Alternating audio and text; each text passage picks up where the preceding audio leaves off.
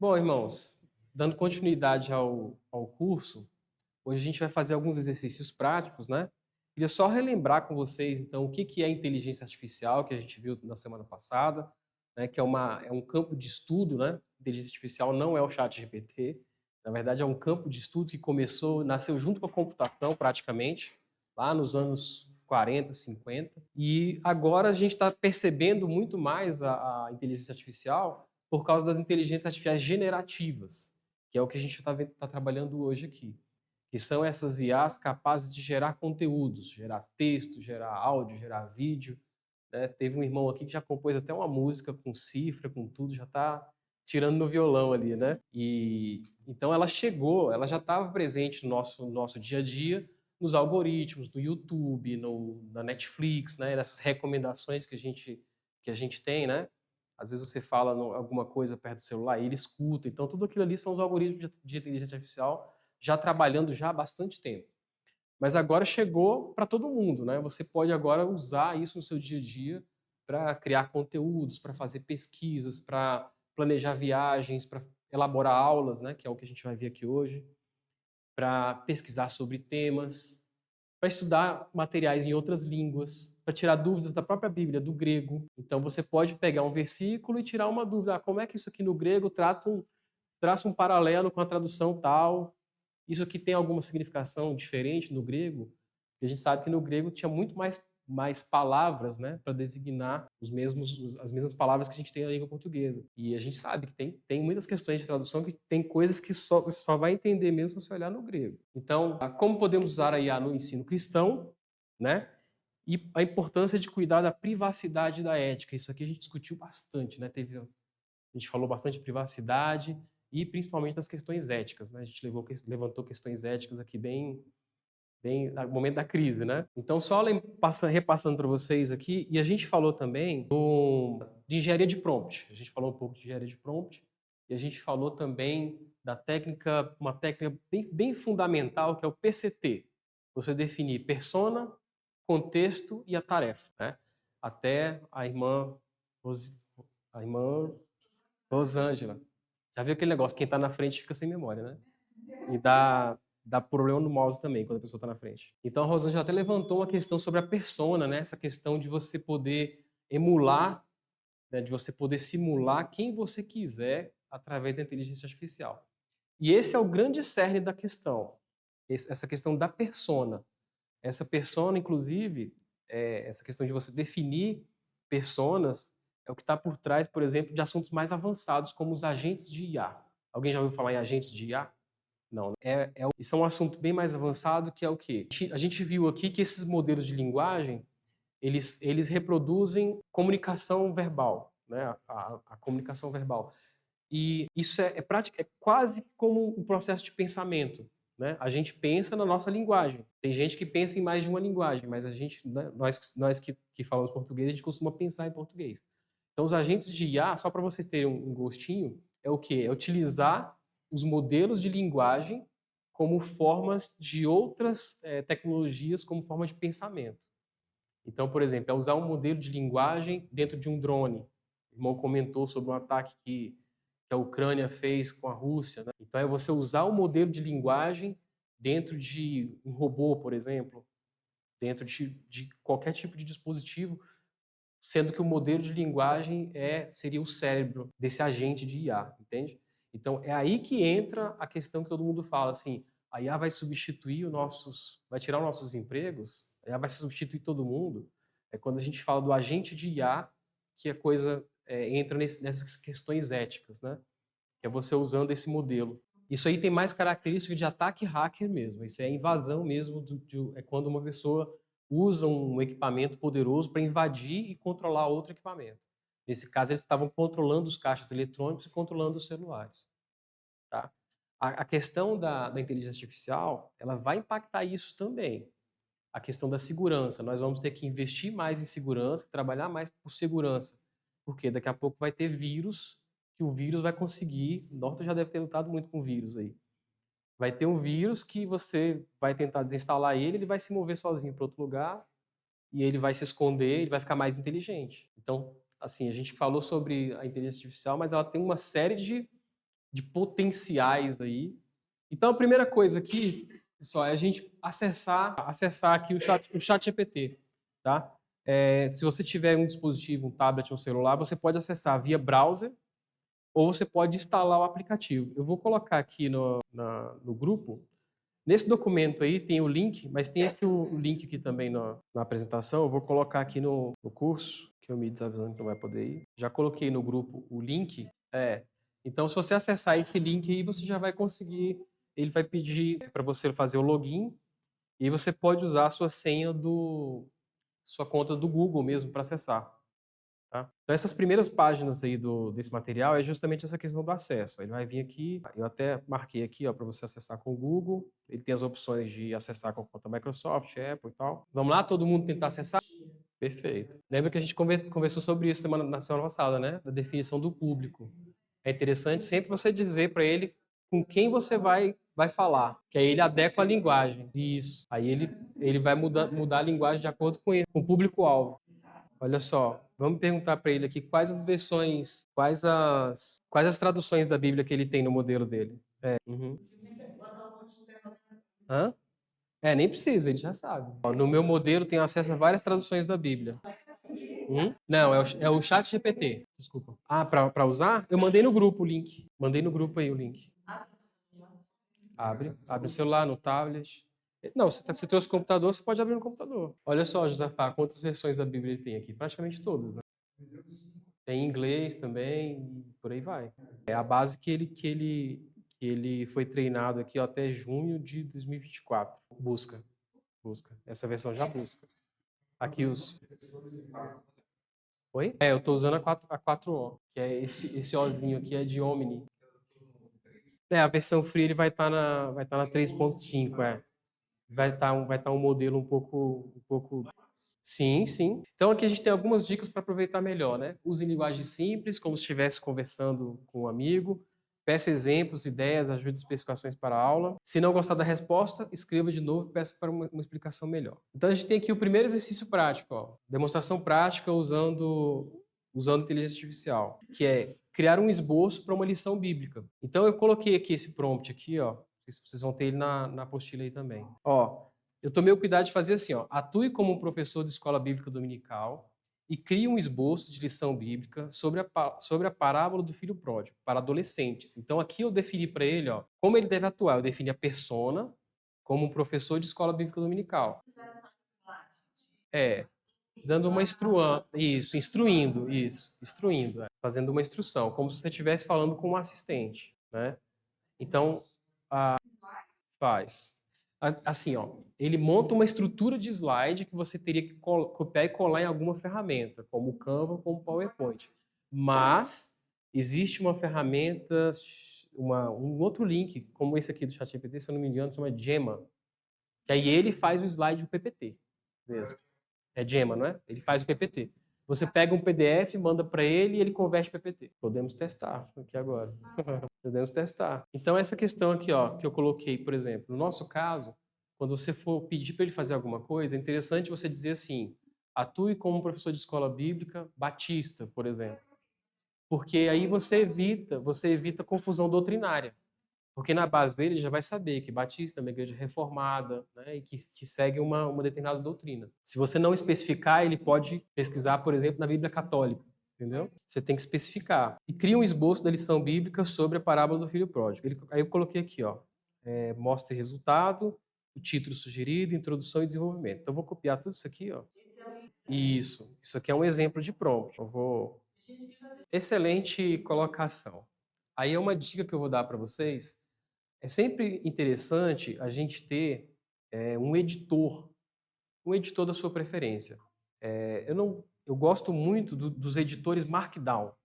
Isso aí não vai estar acho que não está na apostila. Está lá no final da apostila. Está bem aqui, ó, nas dicas aqui, ó. Editor Markdown, Google Notebook LM, ChatGPT. Bem no finalzinho aqui, ó, tá só para eu lembrar de falar para vocês do editor Markdown. Aqui, ó. Vou mostrar para vocês o que é um editor Markdown. É coisa linda de Deus, Liane.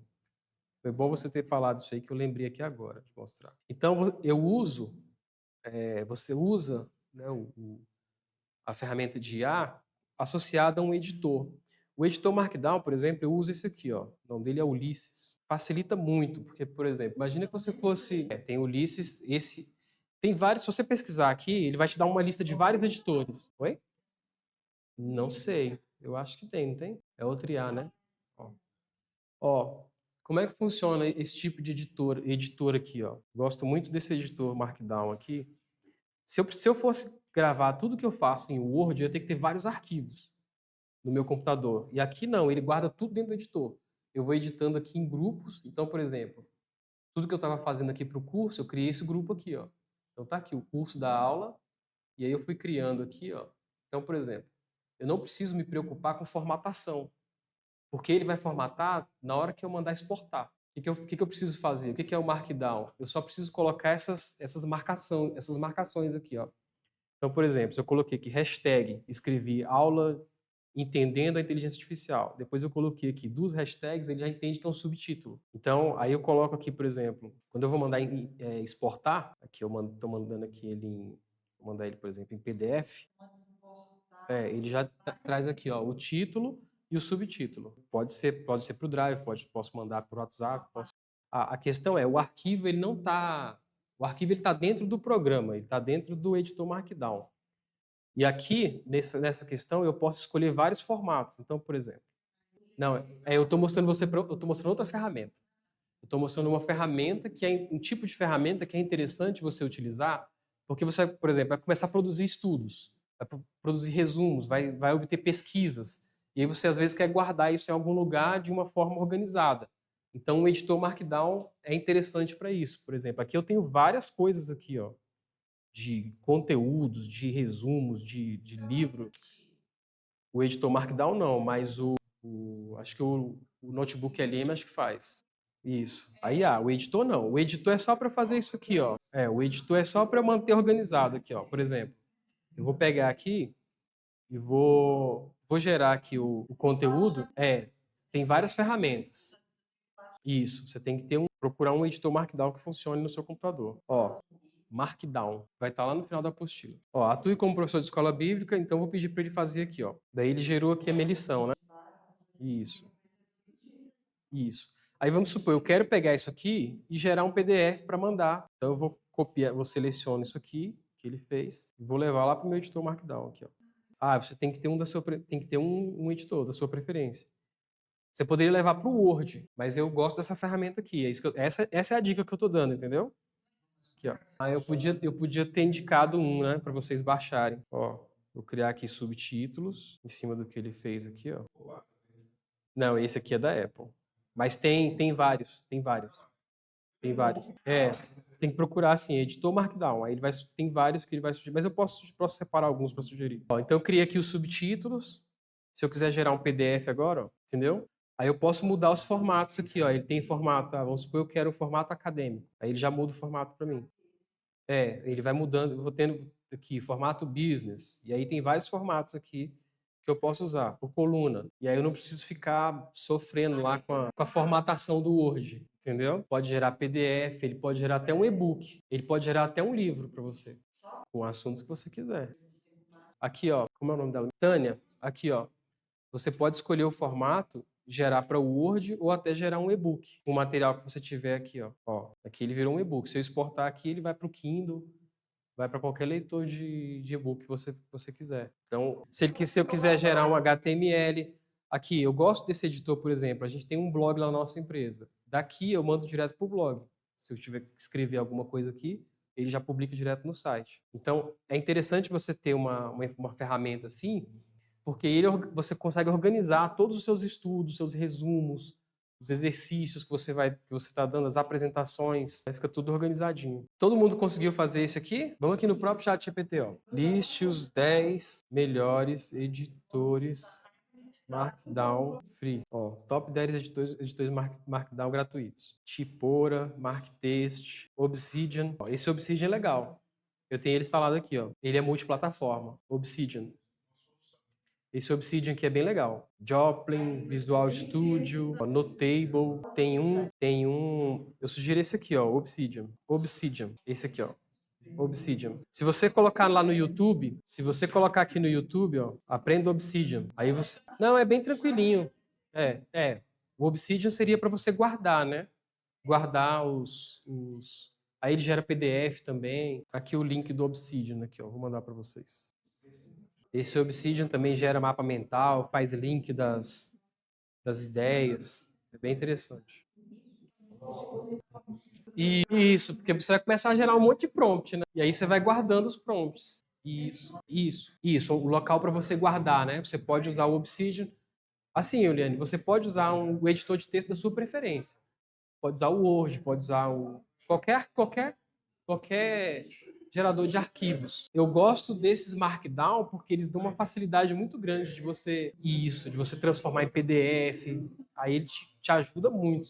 Isso aqui? Isso aqui? Não, são coisas que eu uso no dia a dia. Tem 16 GB de memória. Você pode pedir para ele assim, ó, gere um quiz de 50 perguntas sobre o tema tal. Aí ele gera as perguntas com as respostas, você copia e cola no quiz e coloca o pessoal para fazer pelo celular. Você já viu essa ferramenta? Tem um site de quiz que você... É que é tanta coisa. Se eu fosse organizar um curso, é muita coisa, eu vou lembrando. Tem um site de quiz que você acessa e você cadastra o seu quiz lá. Aí ele te dá um QR Code, as pessoas que estão na classe... Isso. Aí as pessoas começam a responder ali. Isso. Aí faz o scorezinho, né? Quem ganhou e tal. Isso. Aí o interessante é você usar a IA para gerar as perguntas. As perguntas com as respostas. Exatamente. As perguntas com as respostas. Todo mundo conseguiu fazer o primeiro exercício? Não, aí para ele ficar isso tem que baixar o aplicativo. Baixar o aplicativo.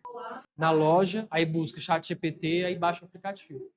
Aqui a gente está acessando ele no browser, né? No navegador. Olha, então, a versão... sim. Compensa. Eu assino, eu faço a assinatura dele, custa $20 por mês. Vai dar aí R$ 120, mas assim, se paga. Porque na assinatura paga aqui, você tem acesso a outros modelos mais avançados, tá sempre tendo acesso aos modelos mais avançados. Então, esse que está na versão gratuita, ele é o 3.5. Então, eu já observei, por exemplo, se você vai por exemplo, fazer alguma coisa mais avançada, alguma pergunta mais difícil, já vi que o 3.5, por exemplo, não tem a mesma eficiência desses modelos mais avançados. Que é aquela questão dos tokens que a gente falou na semana passada. Então, a versão gratuita, ela vai ter um limite aí, se eu for converter no tamanho A4, mais ou menos 10 páginas de texto que você vai tramitar com ele. Na versão, por exemplo, paga, vai para 300 páginas ou mais, entendeu? É o que acontece. Quando você começa a conversar com ele aqui, ó, por exemplo, eu comecei a conversar com ele aqui, ó. Olha o tanto de coisa que eu já falei para ele aqui, ó. E eu tô no chat aqui, né?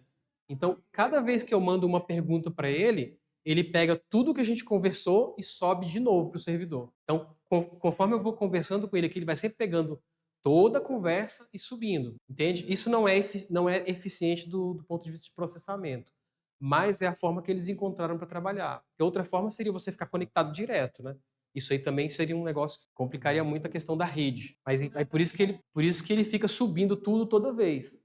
Aí, conforme você vai usando, esse limite aqui, em algum momento, na versão gratuita, ele vai falar, ó, agora você estourou seu limite. Isso. Isso, ele vai subindo todo o histórico da conversa. Então, tudo que ele está falando aqui, ó, Tânia, eu estou falando com ele aqui agora. Mas ele tá entendendo a partir do contexto inicial que eu fiz aqui, ó. Eu gravo. Grava também. Ele vai capturando o que é mais relevante para o aprendizado dele, nessa questão de gravar o histórico do que você está falando com ele. Aqui, se eu não excluir, aqui eu posso mandar excluir, mas se eu deixar, eu jogo num editor Markdown, por exemplo. Mas aqui, por exemplo, na versão que é a assinatura, você tem a possibilidade de salvar dentro do próprio ChatGPT. Você pode criar aqui, ó, novo projeto, novos arquivos, você só pode salvar dentro dele mesmo. Então, o segundo exercício, aqui, ó, criar uma dinâmica para a classe, ó, o prompt. Atue como professor da escola bíblica dominical e crie uma dinâmica para ensinar sobre perdão para um grupo de jovens. Então, vamos copiar e colar aqui. Aí ele pode sugerir dramatização, jogos. Ele fez a mesma para mim aqui, ó, a mochila do perdão. Ó. A gente fez o mesmo prompt, né? Ele usou deu a mesma resposta. Aí ele vai te falar ó, o material necessário, o tempo da dinâmica, e aí vem o passo a passo. Ó. Aconteceu de uns tempos para cá, antigamente ele não acessava a internet, agora ele busca na internet. Então, tanto a versão assinatura como a versão gratuita, ele já busca na internet também, para completar o que ele precisa. Foi da mochila? Mochila do perdão. Então fala para ele, não quero a mochila do perdão. Você pode falar para ele aqui, ó, não quero a mochila do perdão. Faça outra. Eita glória. Tem que ler e criticar, tem que fazer a crítica para ver o que rola nesse balão. Eu falei que eu não queria, ó. Eu falei que eu não queria, eu falei não quero a mochila do perdão, faça outra. Para planejar eventos, dar ideias para eventos. Mas você definiu o público-alvo, aí você tem que alinhar a comunicação, definir o público-alvo. Você diz para ele o tempo, aí ele vai colocando o tempo nos tópicos. Você coloca para ele quanto tempo vai ser sua aula, 1h30. Aí ele vai dividindo os tópicos por tempo, 20 minutos para tal, 15 minutos. Mas se você tivesse contratado um estagiário, também ia atrofiar. É um estagiário. É um estagiário com todo o conteúdo da internet na cabeça. O quê? Já chegou. O Microsoft é dono de 49% da OpenAI. Aí eles usam o Copilot. Por trás do Copilot é o ChatGPT. Qual? Sim, é tudo NVIDIA. Sim. Por isso que eles não mandam os chips poderosos para a China. Eles mandam só a segunda linha. Ele dá um PDF, gerar um PDF, ou um e-book, ou um Word. Ou no próprio Word também. O Word também gera PDF. Aqui, ó. Deixa eu abrir o Word aqui. Ó, abri o Word aqui, ó. Vou pegar lá. Eu posso pegar aqui e copiar e colar lá. Mas aí eu tenho que salvar o Word ou usar ele na nuvem também, né? O Word também a gente pode usar ele na nuvem também. Aqui, ó. Aí daqui do Word eu posso gerar um PDF também. Aqui eu posso, no próprio Word aqui eu posso exportar, salvar como, e aí ele gera o PDF aqui. Tem aqui ó, o PDF. Aí você tem que criar um formulário, né? Aí você pode usar um Google Forms, usar uma ferramenta de forms. As perguntas, isso. E aí você vai obter as respostas. Aí você pode usar ele depois para analisar as respostas. Porque as respostas vão vir no formato Excel. Aí você pode usar ele para analisar as respostas, por exemplo, para fazer análise de sentimento. Outra vantagem também de você usar outro recurso que está disponível só na versão por assinatura é o recurso de voz, de você conversar com ele como um assistente e de você colocar ele para ver as coisas. Então vou mostrar para vocês aqui, ó, que a Rosângela fica falando ali, ó. Ó, tudo. Ó, olha só. Ele está vendo a sala aqui, ó. Vou perguntar para ele o que ele está vendo. Então, essa função visual você consegue usar para resolver problemas, inclusive. Por exemplo, você está com a televisão queimada. Aí você abre a televisão lá atrás, vai com a câmera, fala para ele qual é o problema e ele vai te ajudar a identificar o que está errado. Na versão por assinatura, aí você instala o aplicativo. O aplicativo do ChatGPT. É esse mesmo.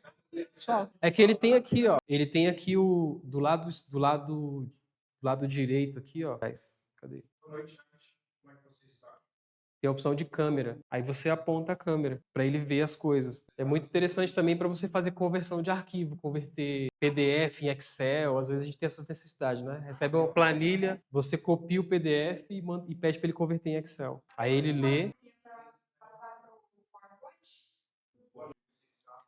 Não, aqui direto não.